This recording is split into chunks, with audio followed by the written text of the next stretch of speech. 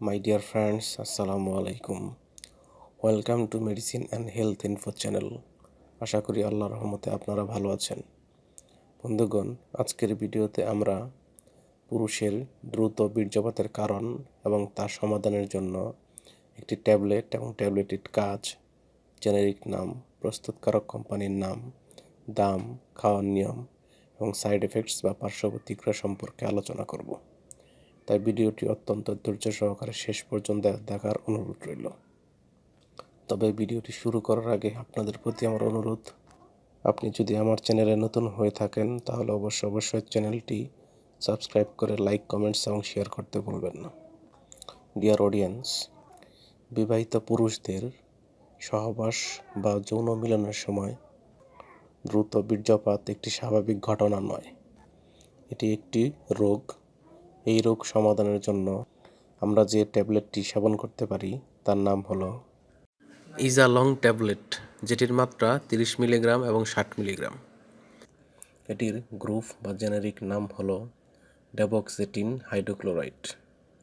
এটির উৎপাদনকারী প্রতিষ্ঠানের নাম হচ্ছে ড্রাগ ইন্টারন্যাশনাল লিমিটেড। ইজালং ট্যাবলেট, যেটির মাত্রা 30 মিলিগ্রাম, এটির দাম 22 টাকা এবং যেটির মাত্রা 60 মিলিগ্রাম সেটির দাম 40 টাকা। এটি খাওয়ার নিয়ম। এটি খাবার নিয়ম হলো প্রাপ্তবয়স্ক প্রত্যেক ব্যক্তি, অর্থাৎ যাদের বয়স 18 থেকে 65, তারা সহবাস বা যৌন মিলনের পূর্বে একটি ট্যাবলেট সেবন করতে পারবেন।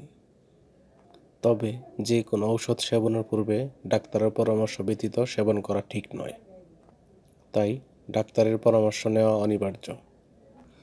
এই ট্যাবলেটটি সেবনের পরে কিছু সাইড এফেক্টস বা পার্শ্ব প্রতিক্রিয়া দেখা দিতে পারে, যেমন বমি হওয়া বা বমি বমি ভাব হওয়া, অনিদ্রা, অবসাদ, ঘুম ঘুম ভাব, মুখের শুষ্কতা, ওজনের পরিবর্তন, ডায়রিয়া, মাথা ব্যথা, মাথা ঘোরা, শারীরিক দুর্বলতা এবং পিঠের ব্যথা সহ অন্যান্য পার্শ্ব প্রতিক্রিয়া দেখা দিতে পারে।